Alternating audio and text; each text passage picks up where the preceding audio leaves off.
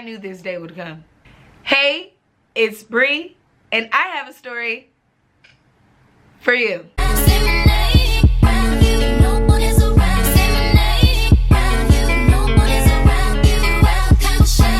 So when I first started my channel, out of all the embarrassing stories and out of all the little facts that I wanted to share and explore about myself, this story was not a story that I ever wanted to do. I never wanted to do this story because my little cousin is subscribed to my channel. My aunties watch my channel. I just felt like this story was not a story that I wanted to be attached to me or I wanted everybody to know about. And even though it's like a normalized thing, I'm not shaming anybody, but I do kind of feel like I shame myself. I feel more self-conscious telling this story than I did when I told my scamming sugar daddy story that honestly introduced me to most of you guys. I just feel like as we grow together, there should be no secrets. I feel like I should expose myself before I get big and somebody else tries to expose me. I used to be a stripper, and I'm about to tell you why. If you've been here before, thanks for stopping by. And if you're new here, go ahead and click that red button and subscribe. And don't forget to click that bell for notifications, because I know after this story, you guys are going to want to see Bree all the time, every time I upload. So basically this story takes place 2 years ago in 2017.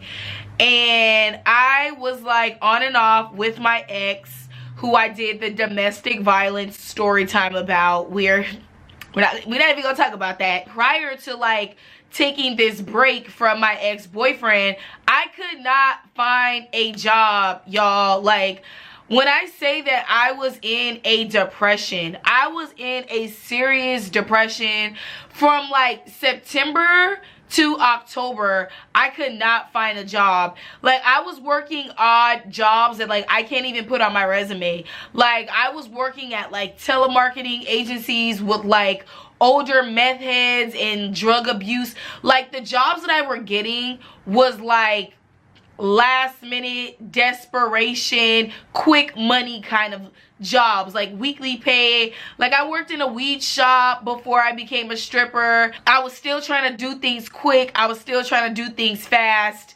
and I didn't have any guidance because I wasn't asking anybody for help, because the stuff that I was doing was so stupid.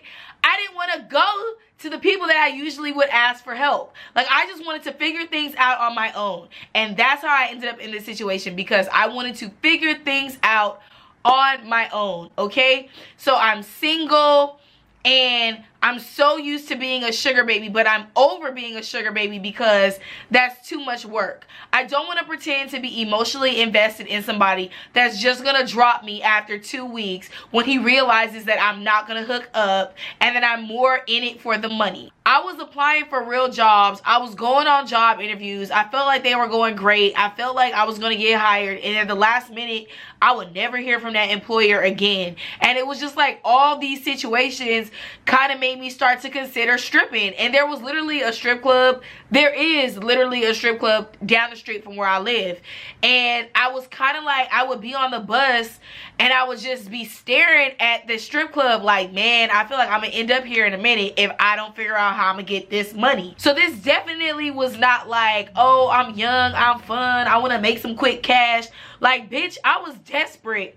And on top of that, I was bitter. I felt like I had to do this. I had to be in this situation because I had somebody living with me that wasn't helping me keep my neck above water. Like, I was in a situation where it wasn't like I could just continue going on job interviews and waiting 2 weeks to see if I got hired. Like, I didn't have the time for none of that. Or so I thought at the time. Like, now I know better. Now I know that, like, no matter what my circumstances are, it's just better to do things the right way. But at that time, like, I was like, I need money and I need it now, bitch. I didn't know anything about being a stripper. So I would kind of like drop like little hints here and there to let my loved ones know that I was considering it.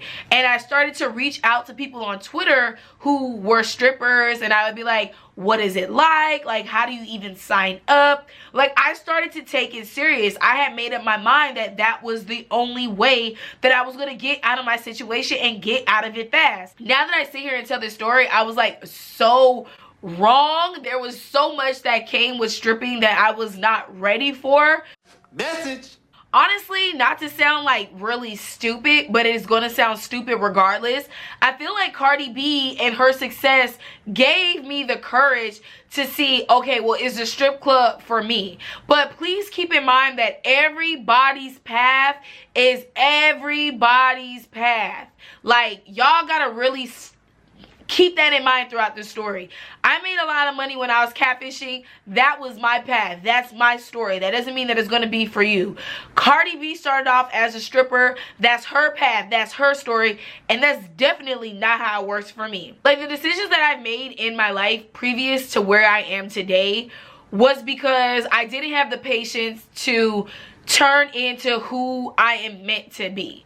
I always knew that I was supposed to be a bad bitch. I always knew that I was supposed to be that bitch. When I got the approval of my peers and I felt like a little less shame because the stripping was normalized, I mean, I was comfortable and I felt like I had the courage to go to that strip club and see what it was going to be about.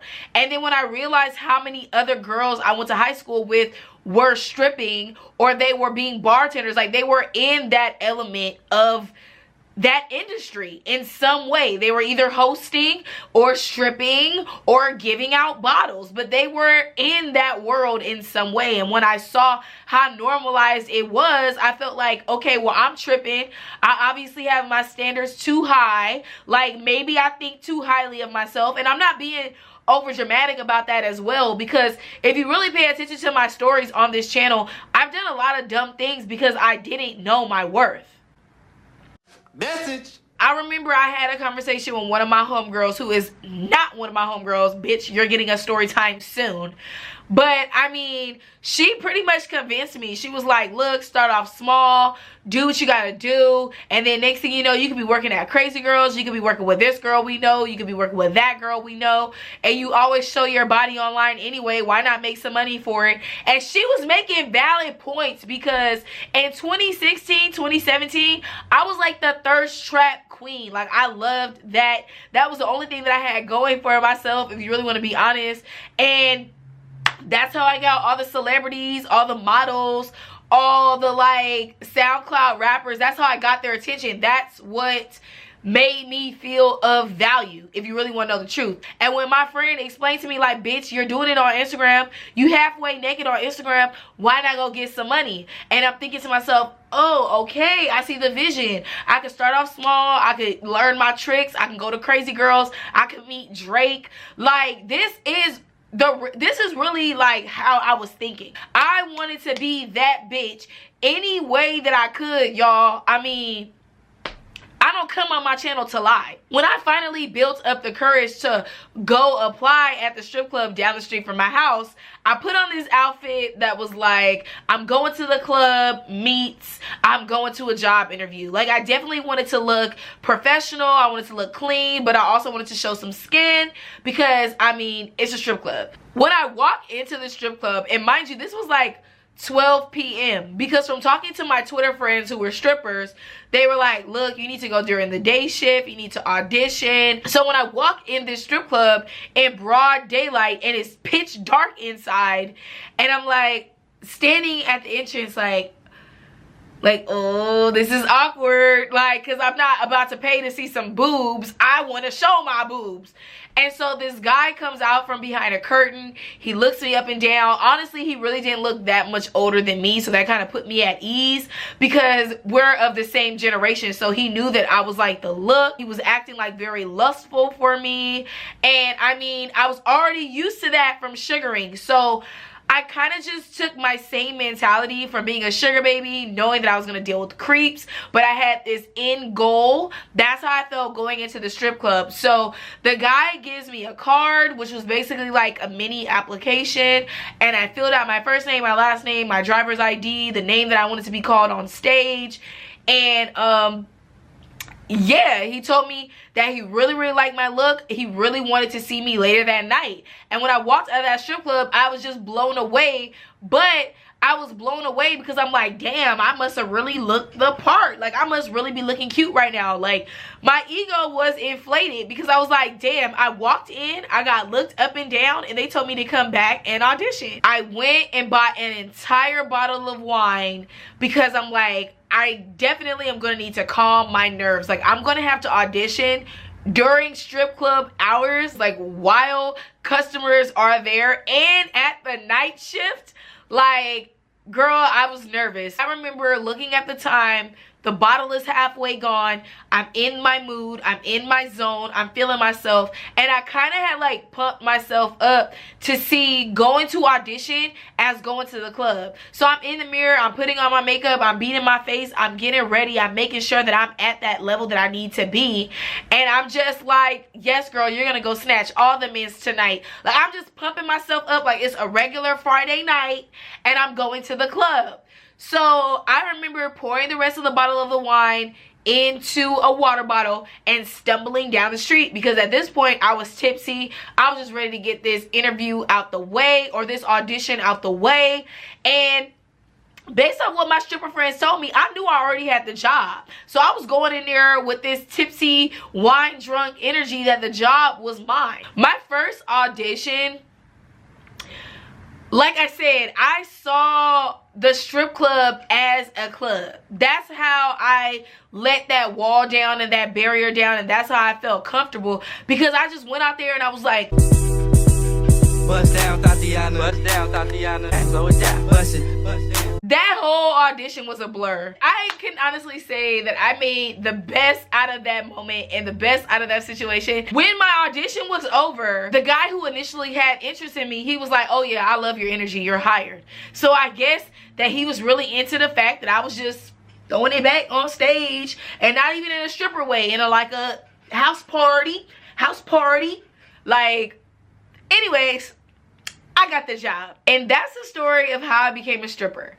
I basically was depressed, I was desperate, and I definitely underestimated the occupation. This is definitely not a glamorous story. Like, I really wanted to pick myself up by the boots and change my situation, and I thought that stripping would do that for me.